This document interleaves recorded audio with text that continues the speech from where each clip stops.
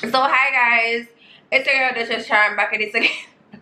Back at the bed, but this time I have a face on, so you can't cuss me out.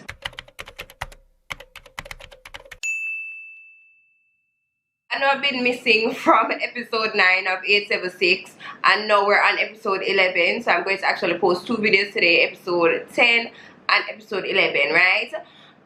I was so bored and I was so disinterested. After watching episode 9, it was good, but it was like meh, and I was like,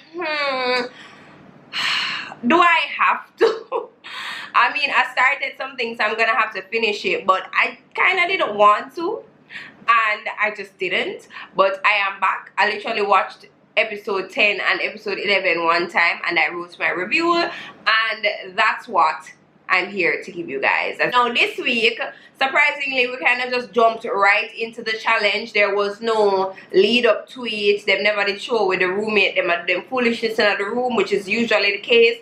They just jumped right into the challenge. Now Samantha, the host, walks in and tells the contestants that are lined up at the stairs that they're going to pick a box and make a 3-minute skit using all the items from the box. Ava Boss, I think that this guy has a shit fetish because he made a shit joke again about bombing up the toilet, and then further down in his skit he also did some form of, you know, shit joke. I don't know if he thinks talking about this is funny or something, but honestly it's not. The contestants are given 1 hour to conceptualize, film and edit their videos. Now after the contestants choose them box and everything, we are now shown the scoreboard with the current points standing, and they told us that whether the roommates compete as a team or individually, the points will be allotted to each person accordingly, right? Now the yellow team has 190 points, the black team has 150 points, and the green team has 120. That simply means that each member of these teams have the same amount of points, which don't make no sense to me because how will the winner get chosen? Them still don't tell with that, but we're going to talk about that in episode 11. Now, you know, I'll be sticking to the meat and potatoes, so we're going to jump right into the skits, because after them go through the scoreboard and everything, they just showed us the contestants making the skits, filming the skits, you know, talking about blah blah blah. We'll just get the whole behind the scenes stuff, and I don't think I need to go through all of that. For the judging, you have 2 different sets of judges. So the first half will be judged by Orville. We know him. And media personality Amashika Lorraine. I don't know her. I think she works for CBM. But yeah, moving on. The second set will be judged by Alex from TOK and Stacy Expressions. And of course, we've seen them before. They've judged before. The judges are looking for 3 things: humor as usual, creativity as usual, and the use of prop. Now this is the first time like me I see Orville judge anything outside of Dancing Dynamite. I'm not like Orville can talk, him just a chatter go with. So me I say no sir, literally I was skipping through, I did have to skip like 3-4 times for him to stop talking when he was judging. God damn. But anyways, we start off with Swiss Lee. His props are bread, Heineken and a food box. Now his skit was very, I don't even know what word to use and describe it. He was a revival man and he was dancing to him like a revival song. The song Hallelujah, the song there, yeah. So he was dancing to that and he had the phone box in his hand. He was drinking the Heineken and him that used it for pour over him head, and then him take out a piece of the bread and him eat a piece of the bread. There was no dialogue or anything except for one time when him did a dance and him a say "Wall the duppy," which never made no sense to me. But anyways, and that was his skit. The judges said that his use of prop was really strong, but his content could have been more humorous and have a bit more meat on it. You understand? I agree. Ava Boss props were a red stripe bottle, a white rose and tissue. Now the first scene we see him sit down as an old man. Him did put powder on him eyebrow to represent that he was an old man, but him never put no powder in him ear, which don't make no sense because I never see one old man yet with a head full of black hair and just grey eyebrows. It really looked freaking stupid, but we shall move on. Maybe I'm being nitpicky at this part. He's just sitting on the ground, him a drink from one empty red stripe bottle, and he's pining over him young girl with him catch with man last night. So he's thinking out loud and he's just like, oh, I can't believe say me catch her with man, blah blah blah blah blah. Then him gets up and say mega shit. Something and able boss with them shit joker. Anyways, next scene him in the bathroom, you have the tissue wrap around him head, and we get to hear him talk more about this young girl, and then we see him, you know, tear off the tissue, use it, and then the next scene was him over this young girl's house with the white rose in her mouth, and then I play someone back a old song and I say, you know, I want you back, I love you, listen to a song, blah blah blah, and that was the end of the skit. Quite frankly, didn't find it funny. Judges thought that his skit was a little weak, and in the confessionals he said that he's grateful that Arville found something funny. I not even remember which part of it Arville. Oh, Arville found the part that he was in the bathroom with him head wrap up in the tissue funny. Anyways, but Ava Boss was like, the lady seemed hard for laugh. And of course she got hard for laugh because the skit is not freaking funny. So we expect her to do fake laugh. She's there to judge, not be your friend. Trilla Miller's props were pak choy, Heineken, and a cup. Now for his skit, he was like a TV personality. He was talking in the camera with a little accent, and he was like, I'm gonna teach you guys how to make a pak choy juice. So he mash out the pak choy with one piece of cane, and then him squeeze out the pak choy in a cup, and then him add one bag of mix up, including the Heineken. So you know, I'll try and prop them use right there. So, but then him kind of stretch on him skit by taking the food, because him have one plate of food, him take the food and the juice around to a table where someone was sitting at the table, played by Trilla Miller, of course, and him give the person the food and the juice for taste. The food was a bit tough, and then him drink the juice, spit out the juice, and say, no man, that juice I need to be called Ruffy. Customer Trilla Miller give back the food to Chef Trilla Miller, and then that was the end of the skit. The judges said that his skit was quite long, and they said that the first half was really funny and the second half was not needed because the first half was so good. Lexi is next, and her props were bread, butter, and body spray that she called raspberry sauce. Now in her skit, she was a Nigerian. She had a Nigerian accent, and she was showing people how to make her famous dish from her country, Brega Boterio. Breda Boteria. I don't remember. She did give it one weird name. So to cut the bread with scissors, then she put butter on the bread, and then she sprayed it with the body spray, and that was it. Now the judges thought the use of prop was a bit too literal and that her video was too short. They also thought that it needed a bit more creativity, and Lexi in the confessionals actually agreed with it. She said it was definitely not her best work. Valdo was next, and his props were a piece of cane, some lime juice, and a spoon. Now I really liked his skit, and his was one of the better ones for the episode. For Valdo's skit, he was a rasta at the side of the road that sells some cane. Now one man drive down, which is Valdo same way, but I just have to call him the driver. The driver drive down, and the rasta now come up and I say, yo, buy something from me. Me I sell cane, I'm gonna sell nothing from morning, blah blah blah. You don't know a vendor stay. So driver now, then I say, no man, me not have it, me not want a cane, blah blah blah. And then Valdo start peel the cane now, and the driver say, no, me not want a cane, so he might use sex. And he must say, so why you never did tell me that before I start peel the cane? Rasta Valdo take up the lime juice now that he might call cane juice, and he must say, look on it, the color all change, that means that it cure, taste and buy. So him take the spoon, pour some of the lime juice and drink it, and then he might make up his face. So driver Valdo say, no man, that look like it's sour, Rasta. It look like it's sour. Valdo turn around, him spit it out, and then him turn back around and I say, yo, taste and buy. Just buy something from me. So Valdo, well, driver Valdo, I said, no man, Rasta, me gonna see you later. You know, and he might drive off. So Rasta Valdo say, alright, no problem, my brother. And then him take up him box with him cane and him cane juice and everything, and him kind of start run down the car, and I say, yo, you can still buy something from me, you know. And that was the end of the skit.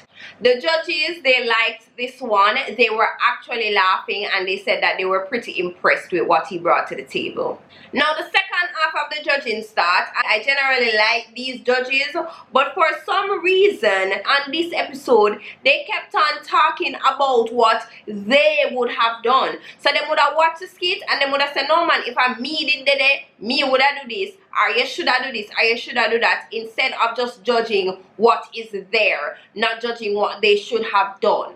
It was a bit annoying to me, but anyways, we start off with hot dog and his props were butter, red stripe bottle, and some pre-rolls, which is, you know, the pre-roll weed. He was playing 3 characters, so I'm going to give the 3 characters 3 different names.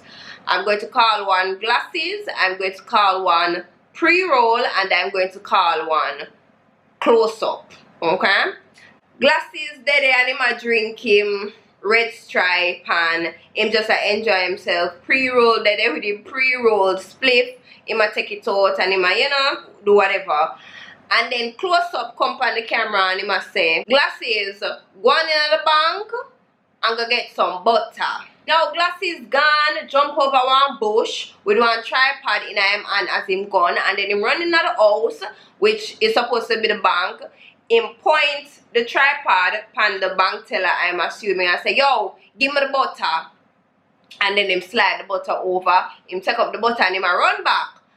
Now pre-roll see him a run and him a say, what going right here, so? So butter run come wish for them there and him say, yo, ma have the butter. No, I wanna have no bread. In retrospect, obviously, what Close-Up was talking about was butter in terms of money, and Glasses go over there and go get actual butter. So that was supposed to be the joke. I saw the humor in it. Did I find it funny? No, I did not. The judges thought it was humorous, but it lacked a bit of creativity. Kimmy's props were a tomato, napkin, and a bottle of water. Kimmy man there at the table and him a roll some weed. And him a say, yo, what takes so long? We're ready for the food.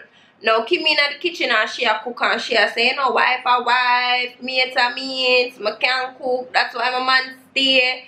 So she come round the corner now and she have the food and she give him the food and say, babes, we make your favorite. Run down tomato with cornflakes and bread pick. So the man say, listen, make a send you back a country, you know, make a send you back a country. Then Kimmy a go say, no, why you gonna do that? Nothing in the fridge, cause if onion did in the fridge, would I make onion and tomato run down with cornflakes and bread pick. And that was the end of the skit.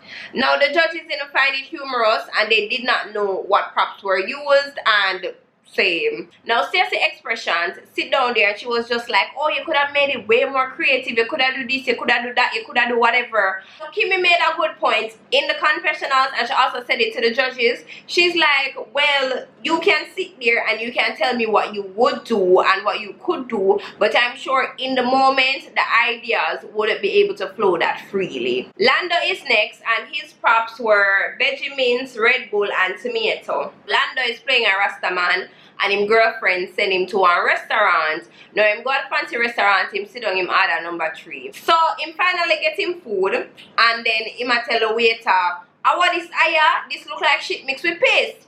So him and the waiter gets in one argument and that's the end of the skit. The judges were so busy talking about what they would have done, what they could have done, and what Lando should have done that they didn't give any solid views or solid judging on Lando's skit.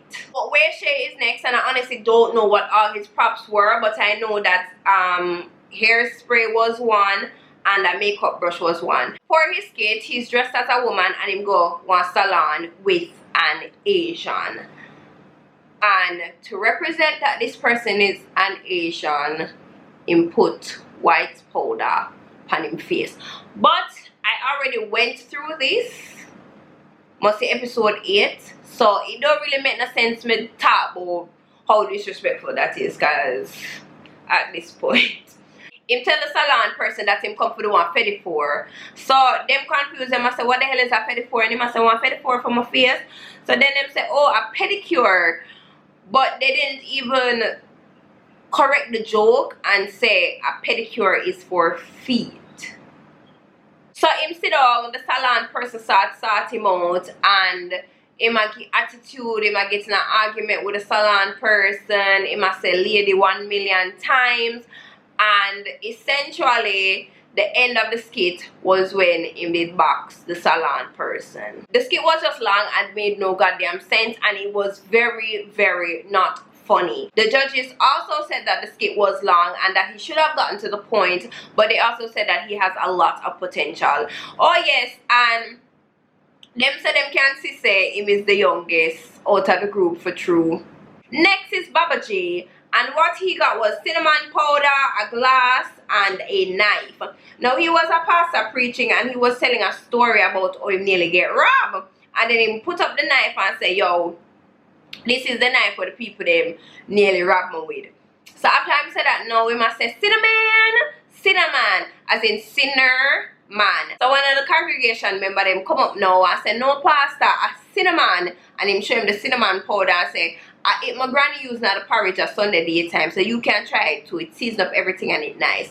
And that was the end of the skit. I do see the humor in it, but it wasn't funny to me. I could see how some parts of it could have been funny, but everything, no. The judges said that they liked the skit and that he redeemed himself this time. Because remember I said the last time them did judge him did cuss and go on bad because them never did like him skit. Now, while he was being judged, he was up there giving attitude, and then in the confessionals, he thinks that the judges are hypocrite. Sir, the judges don't know you. They're not there to be your friends. They're there to judge your fuckery skit and move on with them goddamn day. So for you to say, oh, what's them a smile up with me? They're such hypocrites. Why you carry feelings? If you did not want to be judged, why are you on the contest? Why are you on the show? Him say I'm not even blame them for being hypocrites. Him blame the production because he can't carry dancer and singer for judge comedian. Well, the fuck you can, sir, because everybody has a sense of humor and everybody knows what should be funny, or at least everybody has a range of what should be funny. So anybody can judge shit, because the content that you're putting out, you're not putting out this content for other comedians, you're putting out this content for regular people, and when they watch your shit, they judge your shit. So everybody has the ability to tell what's funny and what's not. Anyways, we never got all the skits, I'm realizing. We just got 10 skits and then we jumped to the preview of episode 11. So we never get no Dino, we never get no Cuz, we never get no RJ, and we never get no World Dog. I thought we were going to get them in the next episode, but the next episode them just moved the fuck on. So I don't know what happened right there, if their videos weren't submitted or whatever, but they never gave us an update of why we never saw these 4 gentlemen. So that's it from me. Thank you guys so much for watching. Remember to like, share, subscribe, comment for the algorithm. Thank you very much. And as per usual, remember to be a beautiful soul, not just a gorgeous face.